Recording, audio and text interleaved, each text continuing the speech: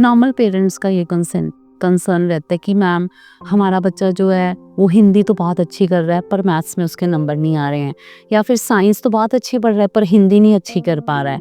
तो मुझे पर्सनली लगता है कि हर चीज़ के पीछे कोई ना कोई रीज़न होता है।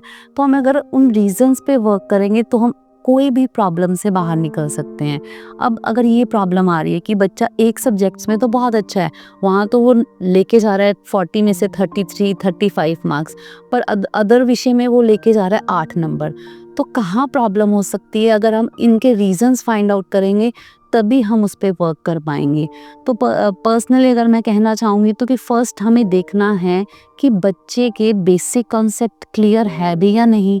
मान लीजिए बच्चा जो है उसको मैथ्स नहीं आ रहा है, क्या अगर उसकी मल्टीप्लिकेशन, एडिशन, सब्ट्रैक्शन, डिवीज़न, ये बेसिक कॉन्सेप्ट या उसके टेबल्स, इन इन सब के ऊपर हमने ध्यान देना है कि वो कॉन्सेप्ट क्लियर है या नहीं।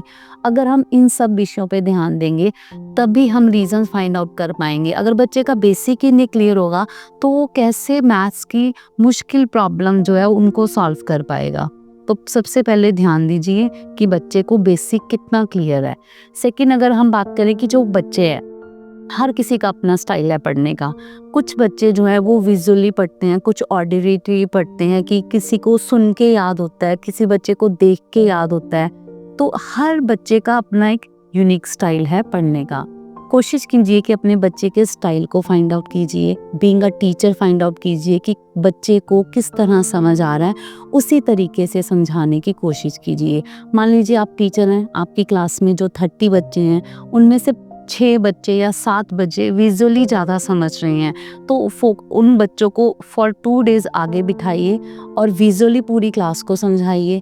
अगर वही बच्चे जो है कई बच्चों को सुनकर समझ आ रहा है तो वही 2 डेज़ उनको, जो बच्चे सुनकर समझ रहे हैं उनको आगे बिठा के आप उन पूरे अपने टॉपिक को क्लियर कर सकते हैं। तो स्टाइल, जो बच्चा किस मेथड में समझ रहा है, इसको जानना बहुत ज़रूरी है। सेकंड, क्या होता है कि बच्चे का इंटरेस्ट नहीं होता उस पर्टिकुलर सब्जेक्ट में, बच्चे का इंटरेस्ट बिल्कुल नहीं है। क्यों नहीं हो रहा है? वो क्यों उस सब्जेक्ट से जल्दी बोर हो रहा है? क्योंकि वो उसको क्या कर पा रहा है, वो रियलिटी में नहीं उसको एक्सेप्ट कर पा रहा है। तो टीचर को चाहिए कि उस सब्जेक्ट को, पर्टिकुलर सब्जेक्ट को या पर्टिकुलर टॉपिक को अपने जीवन की रियलिटीज़ के साथ, अपनी लाइफ रियलिटीज़ के साथ कनेक्ट करे और बच्चे को पूरा उस कोई स्टोरी वे में या फिर लाइफ का कोई भी एक्सपीरियंस के तौर पर उसे समझाए, ताकि बच्चा जो है उस अपने सब्जेक्ट में इंटरेस्ट डेवलप करे, ना कि उस सब्जेक्ट से बचे। तो यही रीजंस होते हैं कि बच्चे जो हैं अवॉइड करते हैं सब्जेक्ट्स को। नेक्स्ट, जो कहीं ना कहीं रीजन हो सकता है बच्चे को, हो सकता है असफलता का डर, कि फेलियर का डर।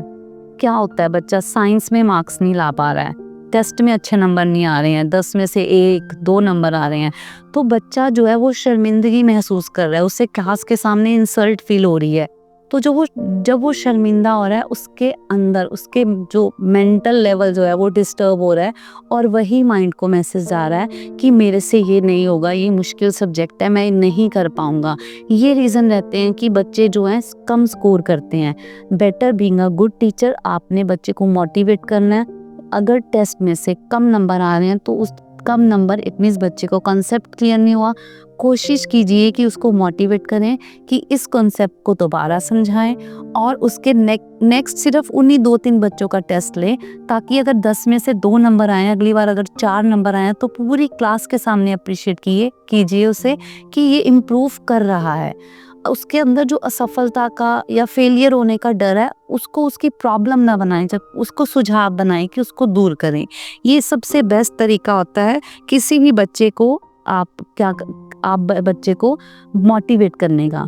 तो अगर लास्ट को अगर हम बात करें कि कुछ सब्जेक्ट्स होते हैं, एब्स्ट्रैक्ट कॉन्सेप्ट्स होते हैं उनमें, जिनमें बच्चे नहीं कोरिलेट कर पाते हैं, मैथ्स, साइंस हैं, ये एब्स्ट्रैक्ट थिंकिंग वाले सब्जेक्ट्स हैं।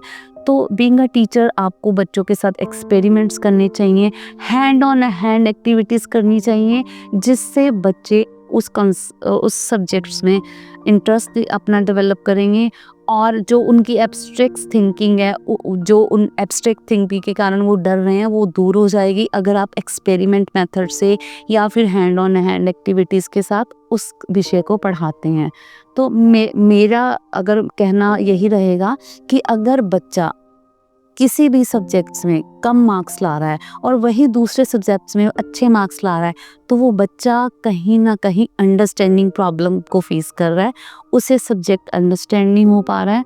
आप उसके कारण फाइंड आउट कीजिए और उन पे वर्क कीजिए। डेफिनेटली आप अच्छे रिजल्ट देखेंगे कि बच्चा जो है डे बाय डे प्रोग्रेस कर रहा है।